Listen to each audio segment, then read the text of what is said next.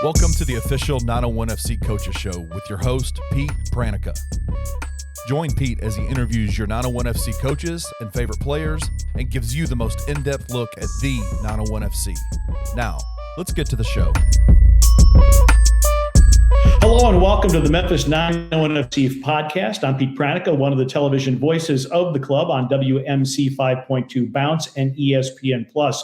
Club is on a definite uptick in form. They are currently riding a club record 7-match unbeaten streak in USL Championship play. Now, they're on a bit of an extended break. They're getting some rest and recovery time in advance of their June 3rd home match against the Miami FC. On today's show, we'll visit with Assistant Sporting Director Caleb Patterson-Sewell, who'll tell us more about the state of the club, especially with the significant transaction, maybe the biggest in club history, Philip Goodrum going to FC Tulsa in exchange for Rodrigo da Costa. We'll also chat about the new efforts that the club are making to get connected with the local Memphis community. But first, let me get you up to date on some of the recent matches. Talked about the 7-match unbeaten streak. That is in USL Championship play. The one blemish in U.S. Open Cup play, 901FC falling 3-0 at Birmingham Legion on May 10th. That was in the round of 32 of the Lamar Hunt U.S. Open Cup. Now, just 3 days later, they came home to AutoZone Park and found incredible spirit against Colorado Springs Switchbacks. The match was notable in that for the first time, Philip Goodrum was not in the starting 11, and youngster NIGHTE Pickering got his first starting assignment. Pickering made his presence felt early, collecting a ball in the left channel and then cutting in on a tight angle. But instead of going for goal, he laid off a beautiful cross for Luis Fernando, whose sliding effort found the net in the 9th minute. Switchbacks got the equalizer in the 22nd minute off a header by Romario Williams. Now, things got a little heated at right around the half-hour mark. Speedy Williams of Colorado Springs made an overly aggressive challenge against Bruno Lappa, took him to ground, and then stood over him. Now, as Lappa kind of kicked out to extricate himself from the situation, he was shown a red card for violent conduct as Williams writhed on the ground. Now, despite being a man down, Memphis showed great resilience in the second half, creating chances and getting remarkable saves by Bill Hamid to keep the score level. Philip Goodrum was inserted into the Memphis lineup right around the hour mark, and his run started to create some space. Switchbacks manager Stephen Hogan's substitutions favored attackers instead of defenders, and Memphis took advantage in the 88th minute when Luis Fernando made a run, and Switchbacks keeper Christian Herrera came out to challenge. Fernando responded by calmly lofting a 25-yard chip over Herrera's head and into the net for the clinching score. That goal was nominated for the USL Goal of the Week and gave Fernando a brace and his 3rd and 4th goals of the season. He was also named the championship's Player of the Week. Already, Fernando has matched his goal output from all of last season. Then Memphis put their 6-match undefeated streak on the line in rainy Tulsa last Saturday night. Without Bruno Lappa available because of the red card suspension, Memphis had both NIGHTE Pickering and Phil Goodrum in the starting 11. Now, Memphis had the better of the run of play early, but they were frustrated. Several near misses, shots off the woodwork in the first half. FC Tulsa also had some moments of significant danger, but Bill Hamid came up with a massive save in the 23rd minute to ensure that the game remained level. In the second half, Memphis found its breakthrough. Pickering collected a rebound and banged it home in the 54th minute. Then 11 minutes later, Aaron Malloy started a brilliant run through traffic, and his shot also found the back of the net. And just past the hour mark, Memphis had a 2-goal lead. Dario Suarez came on for Tulsa in the 76th minute. He pulled one back in the 83rd, but Memphis, again, Bill Hamid being big in goal, they were able to see the game out with a 2-1 scoreline. In so doing, Memphis remains unbeaten on the road, and they have now won 3 in a row in USL Championship play, 4, 2, and 3 overall. As of this recording, Memphis stands 6th in the Eastern Conference table with 15 points, but they're just 2 points out of a massive logjam for 2nd in a tightly packed conference race. After some rest and recovery time, Memphis will face the Miami FC at home on Saturday, June 3rd. I'll preview that match in a bit, but first, our chat with Caleb Patterson-Sewell, assistant coach and assistant sporting director of Memphis 901FC.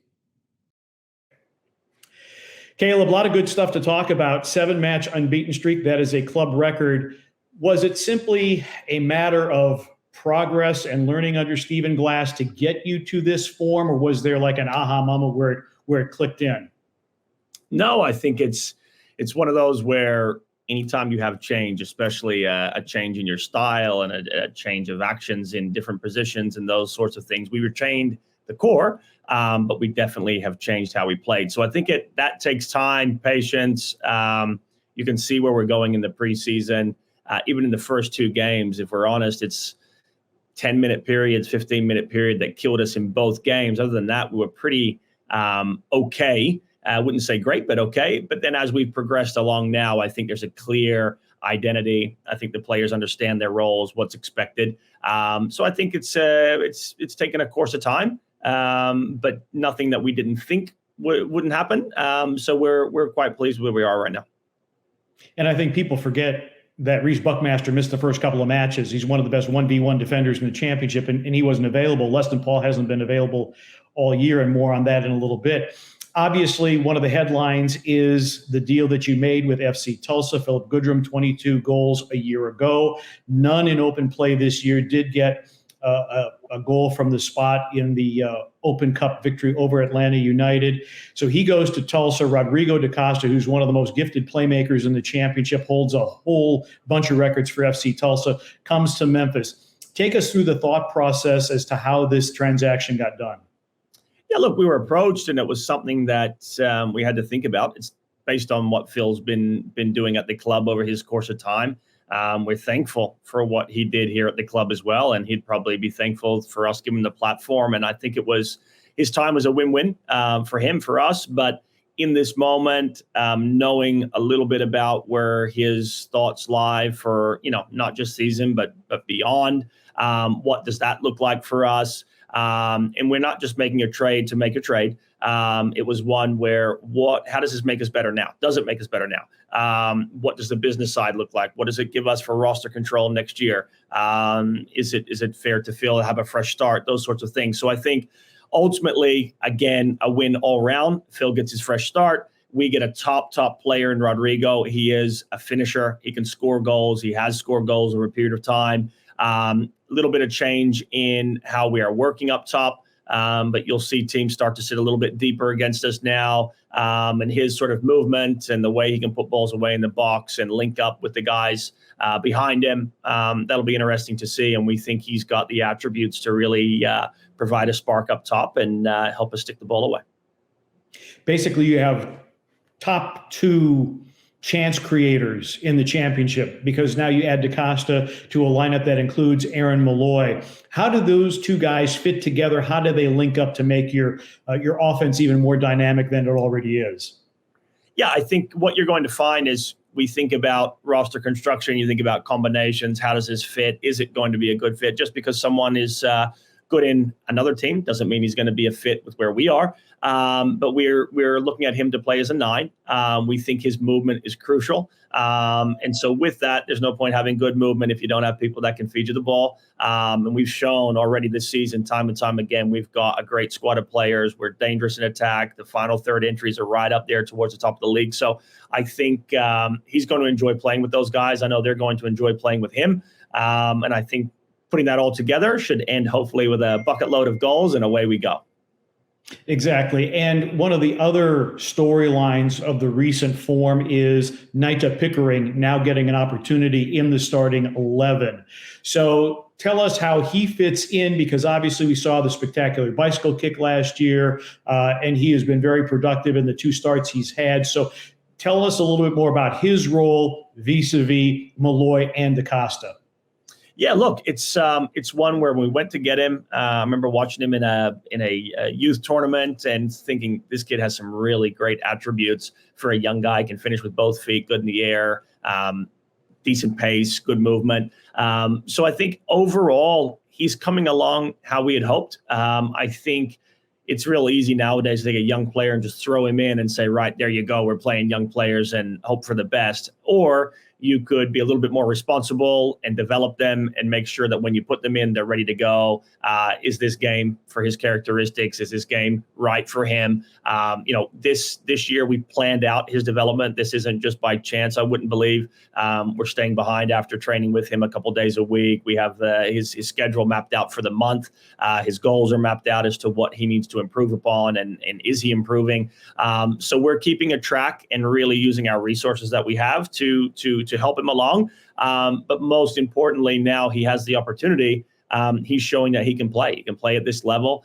He is a finisher. He's got a lot to improve upon. Interest is high. People know that he's a bright young spark, and now he's scoring goals. But he's a very grounded kid. He works really, really hard. And the boys in our group take good care of him. But he's taken his opportunities well, and we hope that continues. I interviewed him earlier, and I was very impressed with his maturity level for being a teenager. Did the experience with FC Dallas and to train with an MLS side, I mean, how important was that to his development, that you're getting maybe an 18, 19-year-old player who's maybe a little bit more mature than your average 18, 19-year-old? Yeah, he is more mature in general. And that was a key piece when we brought him in to speak. That came across. So that added into, okay, is this a right fit for us again? And I think his development in an MLS academy or being in a footballing structure is going to help any young kid. So he kind of understands a little bit more of the day-to-day grind and what's expected and, how you're expected to behave and those sorts of things. So no doubt that helped him. And equally, I think there's an adjustment and a learning curve to senior soccer. And I think that's where our guys in our group have been a really big helping hand.